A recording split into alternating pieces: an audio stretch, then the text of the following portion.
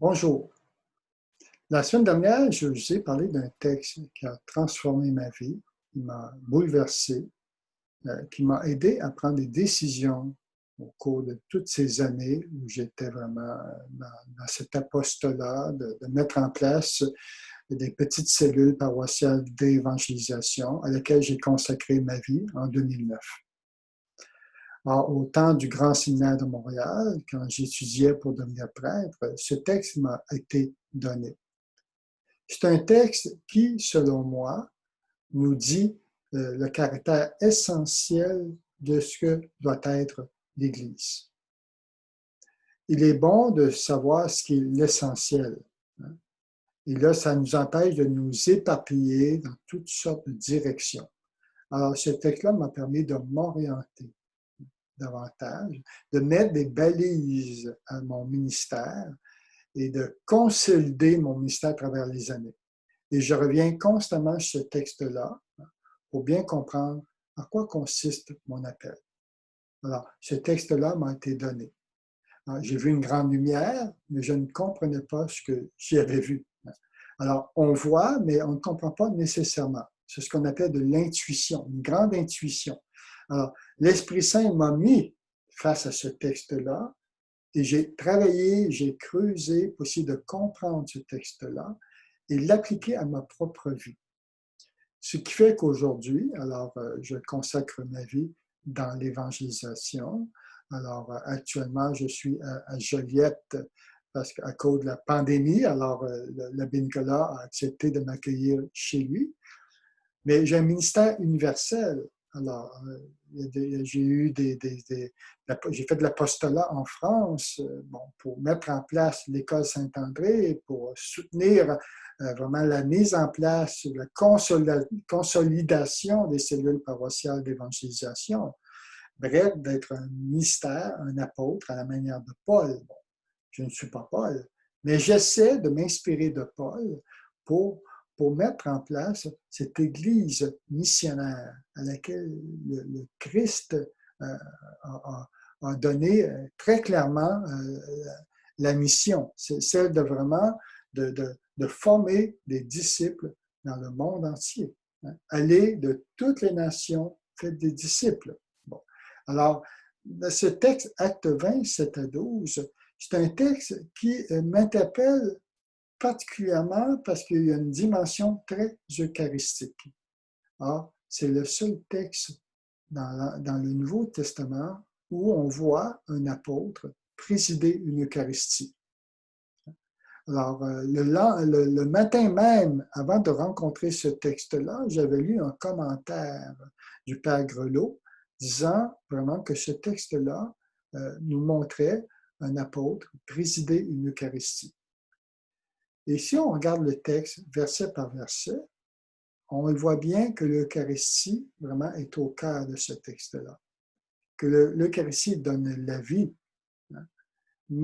maintient aussi les apôtres ensemble. Il est le cœur, le centre de la foi chrétienne.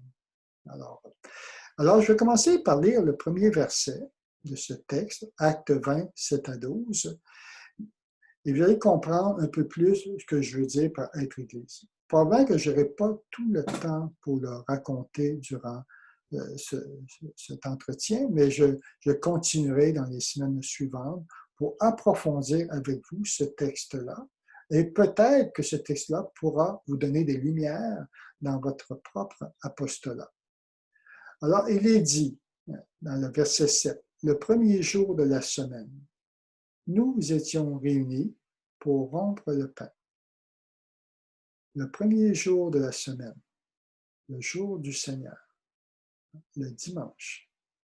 Là, ça se passe le samedi soir, parce qu'ils vont se rencontrer toute la nuit, à partir du samedi soir jusqu'à l'aube. Le premier jour de la semaine, nous, qui est le nous? Nous étions réunis. Le nous, c'est sûrement Paul, qui est là, qui réunit ses chefs d'Église, parce que si on recule dans les versets antérieurs, il les nomme. Il nomme 7 chefs d'Église qu'il va rencontrer à Troas pour leur enseigner, pour les former. Paul avait vraiment cette idée, en fond, d'assurer la pérennité de son ministère. C'est-à-dire que quand il entrait, il mettait en place une communauté, il fondait une communauté, il s'assurait que ça puisse continuer. Alors, il formait des chefs. Alors, Paul arrivait dans un milieu, hein, alors il y a une communauté qui s'assemblait autour de lui. Dans cette communauté-là, il percevait quelques personnes et il en faisait des chefs pour s'assurer que ça puisse continuer. Lui partait ailleurs. Bon. Alors, c'est vraiment la mission de Paul, mettre en place cette Église, de s'assurer qu'elle puisse continuer. Alors, le nous, c'est 7 chefs d'Église. Il y a Paul, probablement Saint-Luc qui est présent aussi. Hein. Luc était son disciple. Alors, Luc, c'est l'évangéliste. Bon, il a écrit l'Évangile selon Saint-Luc, mais il écrit aussi les Actes des Apôtres. Certains l'appellent l'Évangile de l'Esprit Saint. Alors, Saint-Luc était sûrement présent durant cette rencontre. Il y avait aussi un jeune homme, Eutyche. Et à travers ce jeune homme-là, nous verrons dans les semaines qui viendront, nous verrons vraiment la mission propre de l'Église. Et comment se fait cette mission-là. Alors, je vous donne rendez-vous la semaine prochaine pour étudier ce texte-là. Alors, je vous invite à lire à la maison Actes 20, 7 à 12 et de vous imprégner de ce texte-là. Demandez vraiment à l'Esprit Saint de vous éclairer.